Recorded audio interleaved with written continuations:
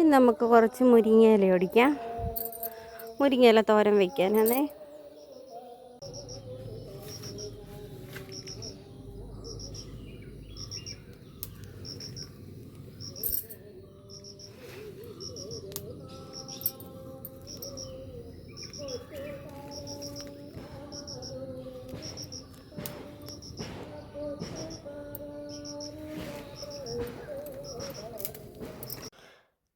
അപ്പം ഞാൻ എൻ്റെ വീട്ടിൽ പോയിട്ട് വന്നപ്പം കുറച്ച് മുരിങ്ങയില കൊണ്ടുവന്നു. അതിങ്ങനെ കൊണ്ടുവന്ന പാടെ കവറിൽ ഫ്രിഡ്ജിൽ വെച്ചേക്കുമായിരുന്നു. ഇപ്പം 2 ദിവസമായി, ഇലയ്ക്ക് കുഴപ്പമൊന്നുമില്ല. നമുക്കിത് തോരൻ വയ്ക്കാം. എനിക്ക് വളരെ ഇഷ്ടമാണ് ഈ തോരൻ. നല്ല എന്തോ ഒരു പ്രത്യേക ഇഷ്ടമാണ്. കറിയേക്കാളും തോരനോടാണ് എനിക്കിഷ്ടം മുരിങ്ങയില. അപ്പം നമുക്ക് ഇതൊന്ന് ഊരിയെടുക്കാം. അങ്ങനെ മുരിങ്ങയിലയെല്ലാം ഊരിയെടുത്ത് ദേ ഈ പരുവാക്കി വെച്ചിട്ടുണ്ട്. ഇനിയും ചിലർ തോരൻ വെച്ചിട്ട് പറയുന്നേക്കാം മുരിങ്ങയില അരിഞ്ഞു, ഒന്നിൽ കൂടുതൽ അരിഞ്ഞ് ചെറുതായി അരിഞ്ഞപ്പം കഴിച്ചു എന്നൊക്കെ പറയാറുണ്ട്. പക്ഷേ ഞാനിത് അരിഞ്ഞ് തന്നെയാണ് തോരൻ വയ്ക്കാറ്, കഴിക്കാറില്ല. ഞാനത് എങ്ങനെയാണെന്ന് പറയാം. അറിയാവുന്നവർ കാണും, എങ്കിലും അറിയാത്തവരും കാണും. അപ്പം ഞാനിതെങ്ങനെയാണ് ചെയ്യുന്നതെന്ന് ഞാൻ പറഞ്ഞുതരാം.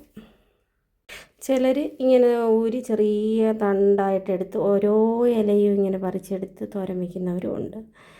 അതൊക്കെ ഒരുപാട് ടൈം എടുക്കും. പക്ഷേ ഇങ്ങനെ ഈ ഒരു പരുവത്തിൽ ഊരിയെടുത്തിട്ട് ഞാൻ ചെയ്യുന്നത് എങ്ങനെയാണെന്ന് ഞാൻ കാണിച്ചു തരാം. ഇത് ഒറ്റ തവണയേ അരിയാവൂ. ഒന്നിൽ കൂടുതൽ അരിഞ്ഞാൽ ഉറപ്പായിട്ട് ഇത് കഴിച്ചിരിക്കും. അരിഞ്ഞിട്ട് ഒന്നും കൂടി വാരി അരിയുന്നവരുണ്ട്. 2-3 പ്രാവശ്യം ചെറുതായി അരിയുന്നവരുണ്ട്. ഒരിക്കലും ചെയ്യരുത്, ഒറ്റ പ്രാവശ്യമേ അരിയാവൂ. ഇതേ ഞാൻ ഇത്രയും ചെറുതായിട്ട് തന്നെ ഇത് അരിഞ്ഞെടുത്തിട്ടുണ്ട്. ഇനി ഇത് കൈയിട്ട് തിരുമാനോ അങ്ങനെയുള്ളതൊന്നും ചെയ്യരുത്. അപ്പം മുരിങ്ങയില തോരൻ ആവശ്യമായ തേങ്ങ, മഞ്ഞൾപ്പൊടി, കറിവേപ്പില, പച്ചമുളക്, കാന്താരി ഉണ്ടെങ്കിൽ അതെടുക്കണം, സൂപ്പറായിരിക്കും കാന്താരി, വെളുത്തുള്ളി, ജീരകം. ഞാൻ മറ്റുള്ള തോരനൊന്നും ജീരകം ചേർക്കാറില്ല, ചെറിയ ജീരകം. മുരിങ്ങയില തോരന് ചെറുജീരകം ചേർത്താൽ നല്ല ടേസ്റ്റായിരിക്കും. മറ്റുള്ളതിനൊക്കെ ജീരകം ഞാൻ ചേർക്കാറില്ല. ഇതിനി ചതച്ചെടുക്കണം. അതും ഞാൻ അരകല്ലിലാണ് ചതച്ചെടുക്കുന്നത്. അപ്പോൾ നമുക്ക് നോക്കാം. ഫസ്റ്റ് ജീരകം ഒന്ന് അരച്ചു കൊടുക്കാം. ചെറുതായിട്ട് പച്ചമുളക്, വെളുത്തുള്ളി, അതിനുശേഷം തേങ്ങ വെച്ച് കൊടുക്കാം. തേങ്ങയും മഞ്ഞൾപ്പൊടിയും കൂടെ, കറിവേപ്പില. ഇത് ഒന്ന് ചതച്ച് എടുക്കുക, ഒതുക്കിയെടുക്കുക എന്നൊക്കെ പറയില്ലേ, അരയ്ക്കരുത്. ദേ അരപ്പ് റെഡി ആയിട്ടുണ്ട്. ഇനി നമുക്കിത് എടുക്കാം. തേങ്ങ ചതച്ചെടുത്തിട്ടുണ്ട്. ഇനി നമുക്ക് തോരൻ വെക്കാം. ചട്ടി ചൂടായി വന്നിട്ടുണ്ട്. വെളിച്ചെണ്ണ ചേർക്കാം. കടുകിട്ട് കൊടുക്കാം.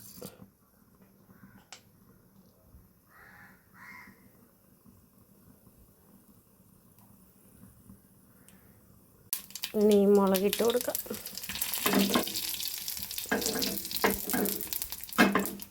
വെച്ചേക്കുന്ന അരപ്പ്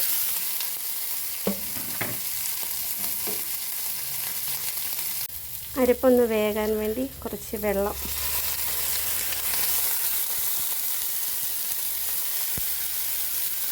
ഉപ്പ് ചേർത്ത് കൊടുക്കാം.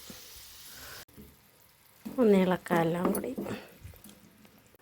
ഉപ്പിട്ടിട്ട് എല്ലാം കൂടി ഒന്ന് ഇളക്കാം. അരപ്പൊന്ന് വേകട്ടെ, പച്ചമണം മാറുന്നിടം വരെ ഒന്ന് ഇളക്കി ഒന്ന് വേവിക്കാം. അരപ്പ് വെന്തിട്ടുണ്ട്. ഇനി മുരിങ്ങയില ഇതിനകത്തിട്ട് കൊടുക്കാം. വെള്ളം വറ്റണേ, ശകലമൊക്കെ ഇരുന്നാൽ കുഴപ്പമില്ല. ഇതിൽ ഒരുപാട് വെള്ളമായി പോകരുത്. എല്ലാം കൂടി ഒന്ന് ഇളക്കി യോജിപ്പിച്ച് അടച്ചൊന്നും വയ്ക്കരുത്. അടച്ച് വയ്ക്കേണ്ട ആവശ്യമില്ല. ഇലയല്ലേ, ഒന്ന് ആവി കയറുമ്പോഴേ അത് അരിഞ്ഞ് വരും.